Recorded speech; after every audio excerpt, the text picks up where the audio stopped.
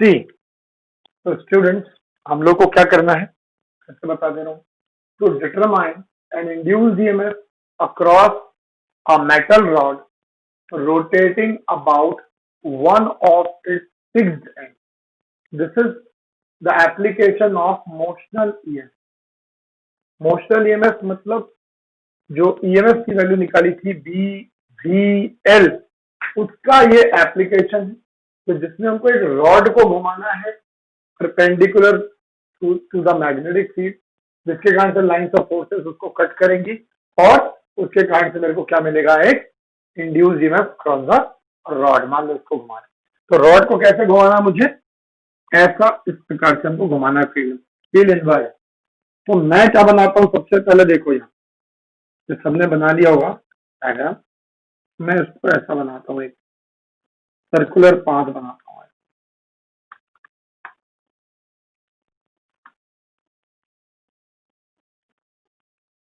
ये तुम्हें समझ में आ रहा हो, ऐसा सर्कुलर पाथ है हमारे पास। देखो एक सर्कुलर पाथ में बॉडी, तो इसका सेंटर मान लो ये है, इसका सेंटर मान लो ये है। अब इसको हमने एक रॉड ले लिया यहाँ, जब taken a rod,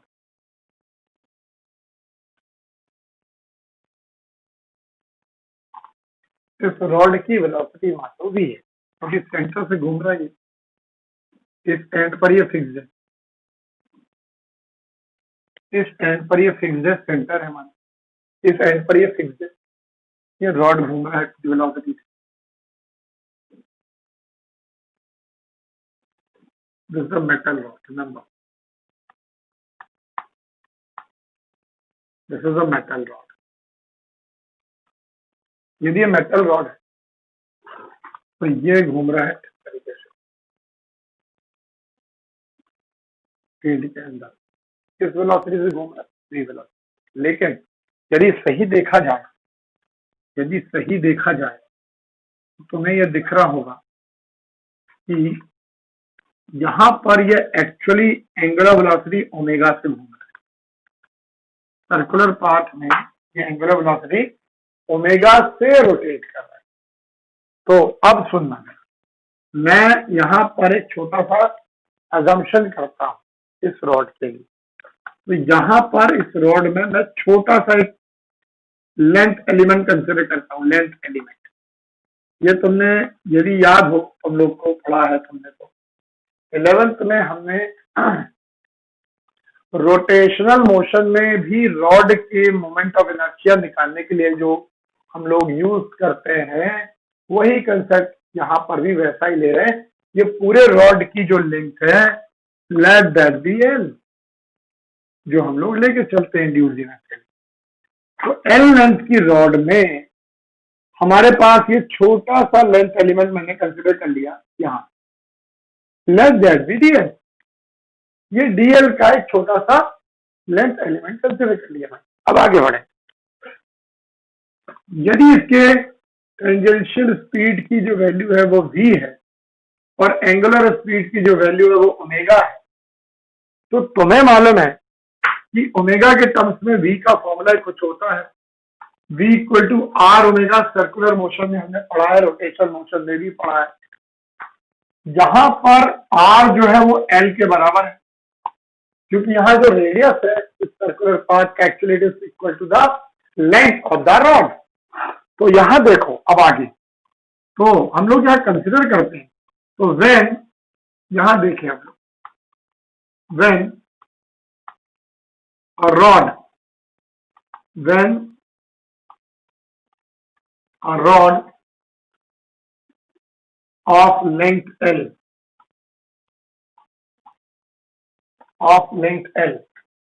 is rotated with the angular velocity omega in the magnetic field B, you need to write in the magnetic field, magnetic field B में हम लोग इस रॉड को घुमा रहे हैं, बहुत ध्यान से देखना। When a rod of length L is rotated with angular velocity omega in the magnetic field B, then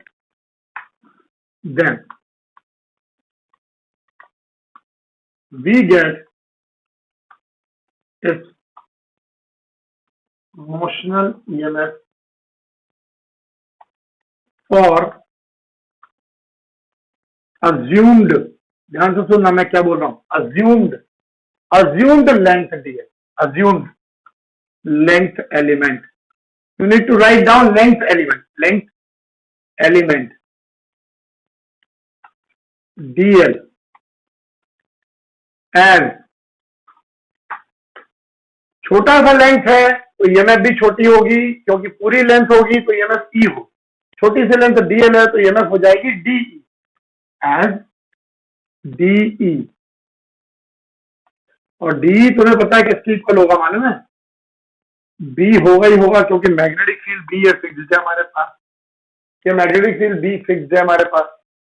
लेकिन तुम्हें पता है यहाँ लेंथ कितनी हो गई, एल की जगह पर लेंथ ले लिया मैंने डीएल स्मॉल लेंथ एलिमेंट के इक्वल। लेकिन अब तुम्हें पता है कि यहाँ पर हमें v वेलोसिटी v चाहिए, लेकिन वेलोसिटी v तुम्हें पता है कि वेलोसिटी v तो लेंगे नहीं हम लोग, तो यहाँ वेलोसिटी v जो है एंगुलर वेलोसिटी ओमेगा के टर्म्स में चाहिए, और वेलोसिटी v कितनी जाएगी, r ओमेगा के फॉर्म में, r इक्वल टू एल है। तो यहाँ पर मुझे क्या मिलेगा, dl की जगह क्या मिलेगा, ओमेगा एल मिल जाएगा। ये सबको समझ में आ गया होगा। इसको हम लोग रीअरेंज करके लिख लें, और minus B omega L D L equal to D. I think इतना सबको समझ में आया होगा तुम लोग के। Let that be equation number 1। ये तुम्हें समझ में आ गया होगा। तो ये हमारे पास है, और एल की जगह पे मैंने क्या ले लिया था, डीएल ले लिया था। ये तुम्हें अच्छे से समझ में आ गया होगा क्लियरली, ये क्लियरली समझ में आ गया होगा अच्छे से क्लियरली। अब देखें आगे, d equal to minus d omega L dl. Now you can see it is an integrable term. So now on integration. So now on integration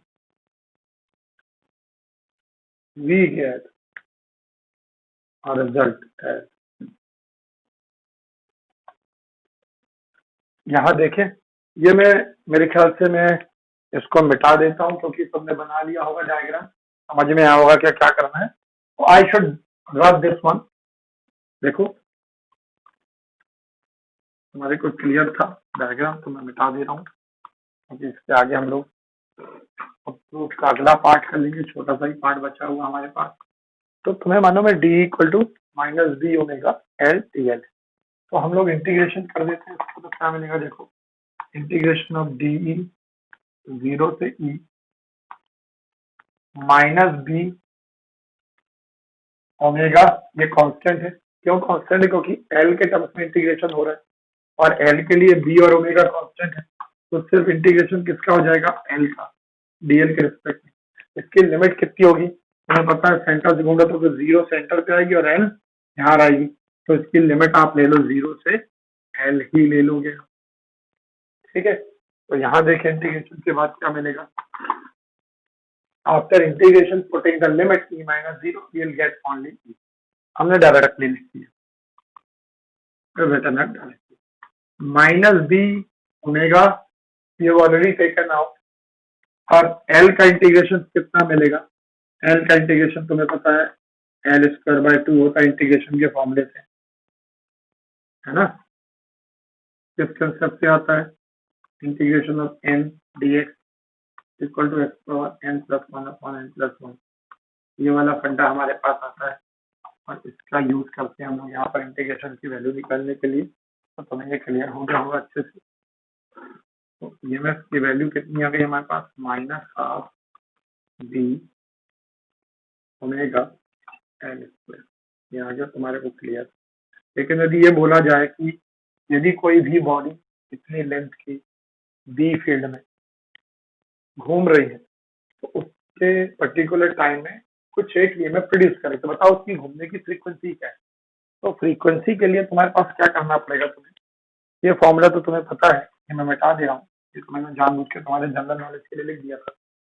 I think you might have written down this one as well, ये भी सबने लिख लिया होगा ऊपर वाला part, तो मैं ये मिटा दे रहा हूँ ऊपर वाला हिस्सा पूरा कंप्लीटली। तो देखो ये मिटा दूं ना, D equal to minus B omega L D L, है ना, तो ये मिटा दे रहा हूँ डी की वैल्यू के लिए। तुमने ये लिख लिया होगा तो मैं आगे चल रहा हूँ। देखो क्या मिलेगा रिजल्ट, देखो यहाँ रिजल्ट मिलेगा। तो इसका बी पार्ट देखेंगे, इफ ऐसा लिखेंगे, बी पार्ट यही लिख दे रहे B, if rod is rotating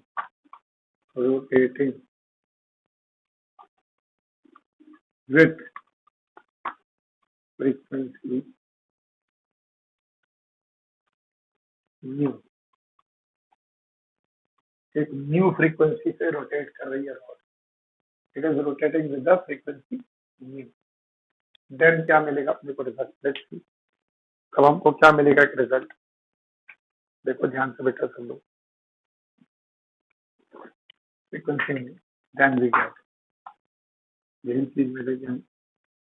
तो ईएमएफ की वैल्यू क्या मिलती है, फिर EMF equal to minus half B square L square. Minus sign सिर्फ यहाँ पर क्या बताता है, डायरेक्शन ऑफ ईएमएफ, इसका मैग्नीट्यूड से कोई नहीं लेना। हम चाहे तो ऐसा भी लिख सकते हैं इस तरीके से, तो ये माइनस साइन हट जाएगा। If we write it like this, or minus sign will be right, क्योंकि हमारे पास माइनस का सिर्फ डायरेक्शन के लिए रोल है, otherwise it doesn't make the difference in the magnitude. अब ओमेगा तुम्हें पता है, ओमेगा होता है 2 पाई न्यू, ये तो तुम्हें मालूम है, इट इज 2 पाई न्यू। तो इसकी वैल्यू उठा के क्या करोगे आप, इसकी वैल्यू उठा के क्या करोगे आप, यहाँ रख दो, क्या मिल जाएगा हमारे पास, ईएमएफ का वैल्यू, ईएमएफ की हाफ बी, ओमेगा की वैल्यू हो जाएगी 2 पाई न्यू पर स्क्वायर और into L.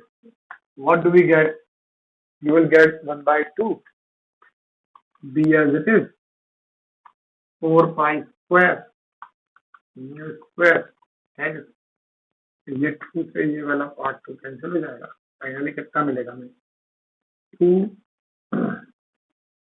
b pi square mu square n square, ये ऐसा। तो यदि तुम्हें फ्रीक्वेंसी चाहिए, सिर्फ फ्रीक्वेंसी चाहिए, तो देयरफॉर frequency of rotation है, frequency of rotation is mu square equal to mu जो था उसके नीचे ले जाओगे आप बाकी काम को, 2b pi square l, और यहाँ से इसको हटा देते हो, you will get this result। ये तुम्हारे पास फ्रीक्वेंसी का वैल्यू भी आ जाता है, दैट इज, मेरे ख्याल से सबको समझ में आ गया होगा ये पार्ट।